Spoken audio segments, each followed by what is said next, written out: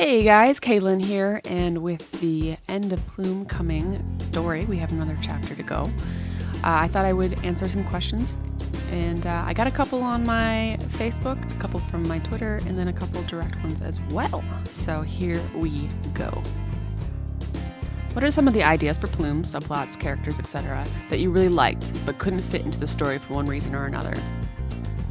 Well, I originally had a sheriff written in an early draft. He was this old, grumpy guy, and he was tasked with hunting down Vesper.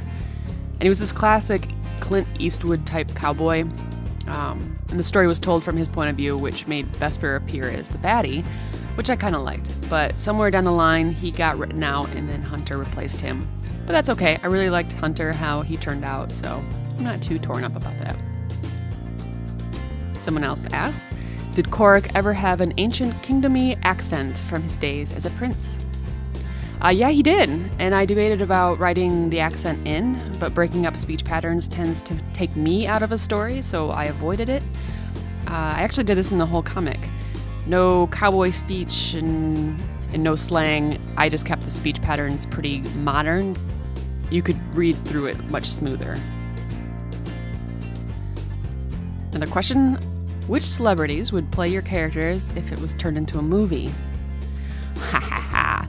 I think I've said this in another video, but they've changed a little bit. So I would pick Natalie Portman for Vesper, Orlando Bloom for Korg, Will Smith for Hunter, oh yeah, Emma Stone for Tegan, Chris Pratt for Dom, her.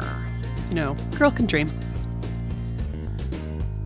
Someone asked, who is your creative inspiration? If you could say something to them or ask them a question, what would it be?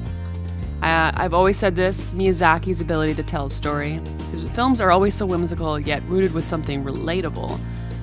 The characters move so naturally, and I love it, and that's probably what I would tell them.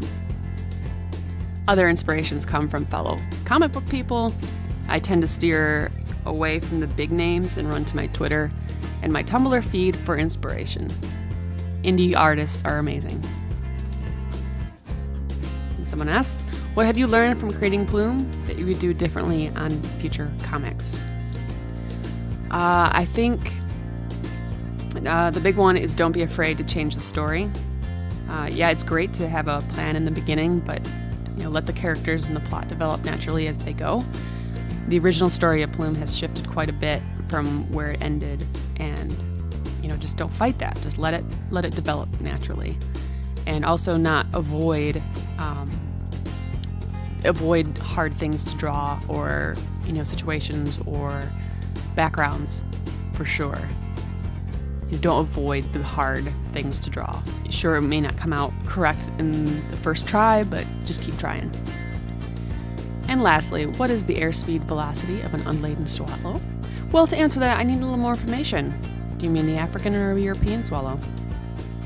All right, guys, that's it. That's this video. If you have any other questions, let me know in the comments below.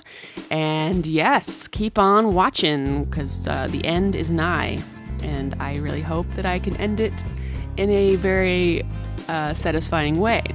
But of course, is it truly the end? We shall see.